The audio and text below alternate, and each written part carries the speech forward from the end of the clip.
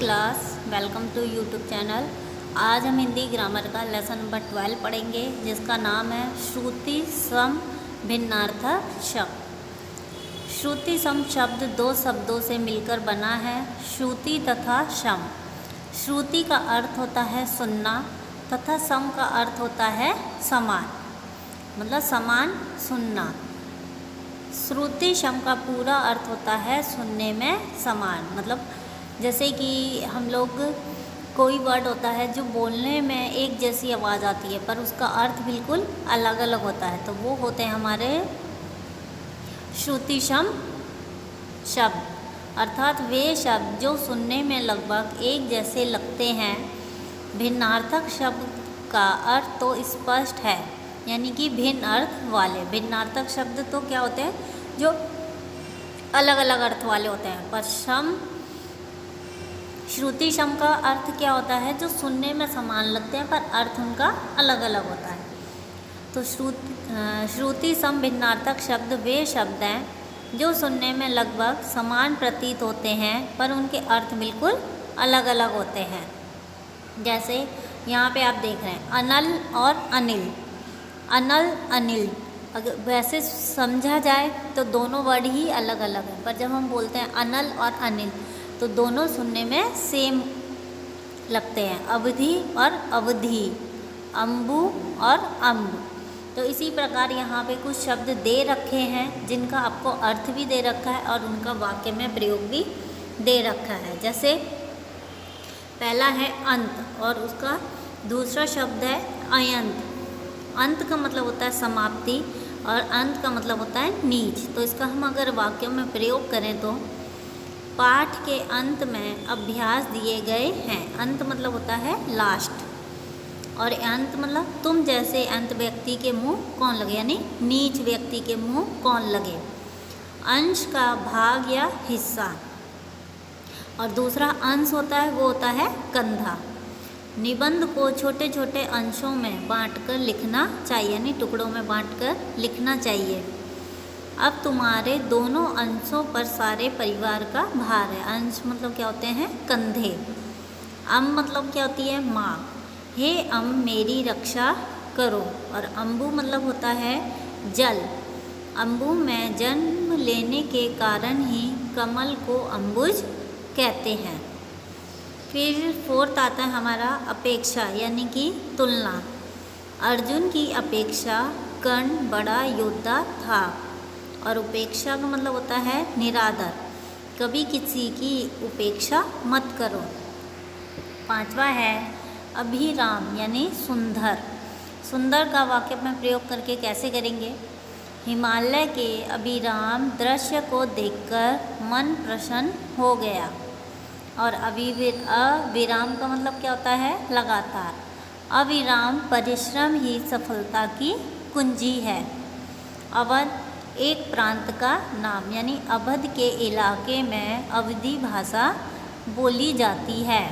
और अवैध यानी वध के अयोग्य। जैन धर्म के लोग सभी प्राणियों को अवध्य मानते हैं, यानी वध के अयोग्य मानते हैं। अविलंब, अविलंब मतलब क्या होता है, तुरंत। आग की सूचना मिलते ही फायर ब्रिगेड अविलंब पहुंच गई, मतलब तुरंत पहुंच गए। और अवलंब, अवलंब का मतलब होता है सहारा। गरीबों का एकमात्र अविलंब भगवान ही है। आकर, आकर का मतलब होता है खान। आकर में काम करने के कारण वह बीमार हो गया।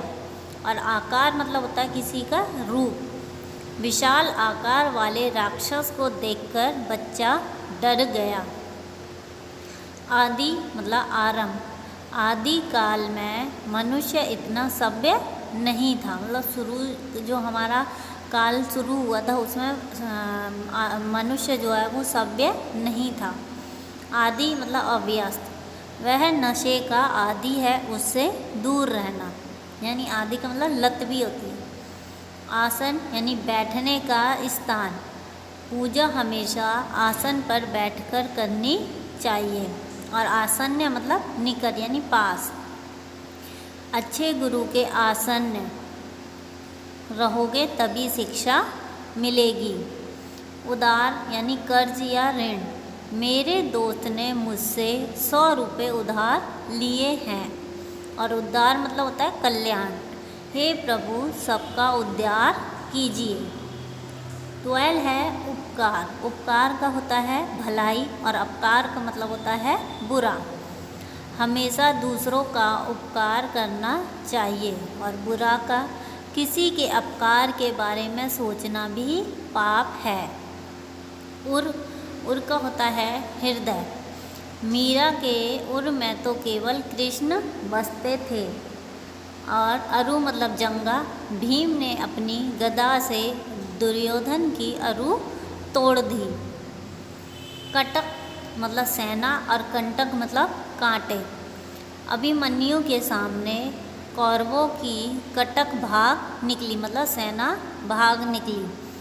और कंटकों से भरा जीवन किसे पसंद होगा, यानी कांटों से भरा जीवन किसे पसंद होगा। 15 है करण यानी साधन। हिंदी में करण कारक का चिन्ह से है।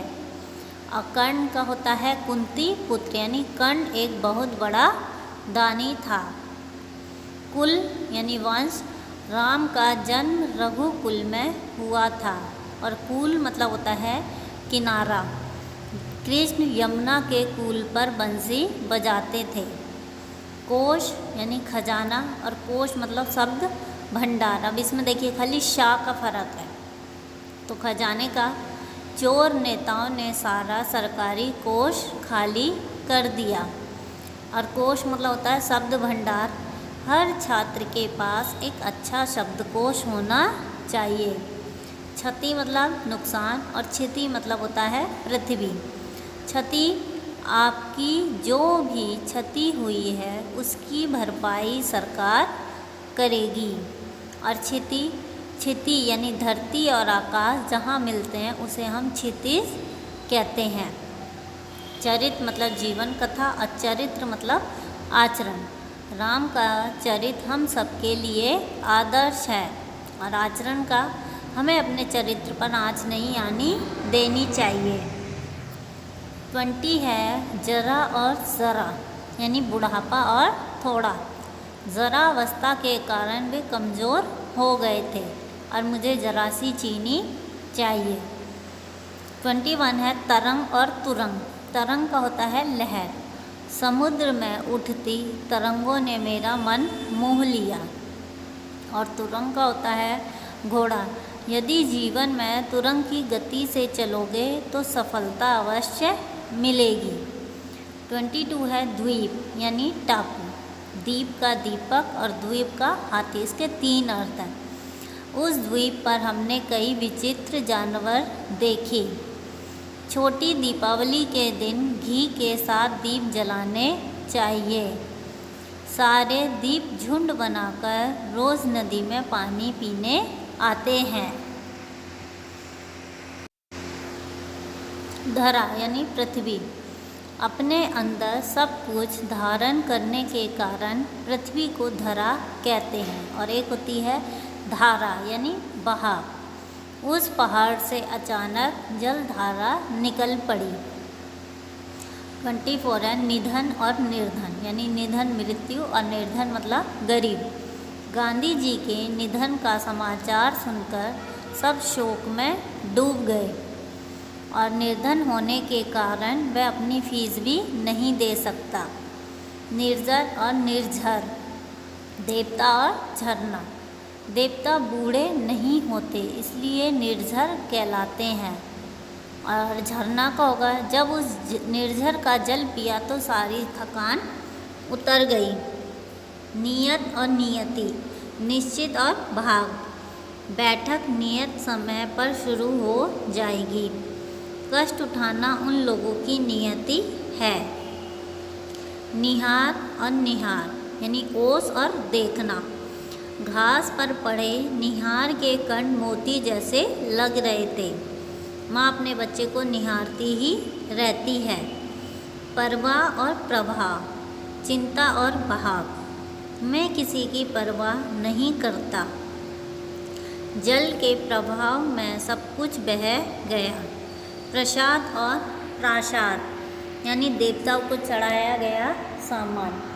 पूजा के बाद पुजारी ने सभी लोगों को प्रसाद दिया।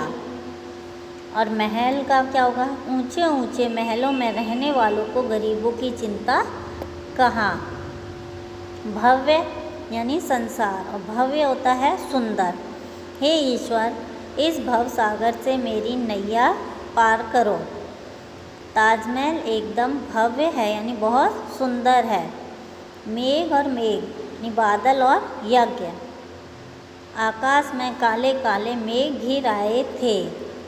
राजा बनने के बाद श्री राम ने अश्वमेध का यज्ञ किया था। योग और योग्य यानी जोड़ और काबिल। 8 और 2 का योग 10 होता है। अपने स्कूल के लिए मुझे एक योग्य अध्यापक की तलाश है। बदन और बदन यानी मुख और शरीर। नौकरी मिलने का समाचार पाते ही उसका बदन खिल गया यानी मुंह खिल गया। बारिश में सारा बदन गीला हो गया। तो इसी तरीके से ये आपको सारे दे रखे हैं। तो इसी के साथ लास्ट है हमारा 37 हास्य और हास्य यानी हंसी और कमी। उसने तुम्हारे हास्य परिहास का बुरा नहीं माना। आजकल मूल्यों का ह्रास होता जा रहा है। तो इसी के साथ ये चैप्टर ख़त्म होता है। Thank you.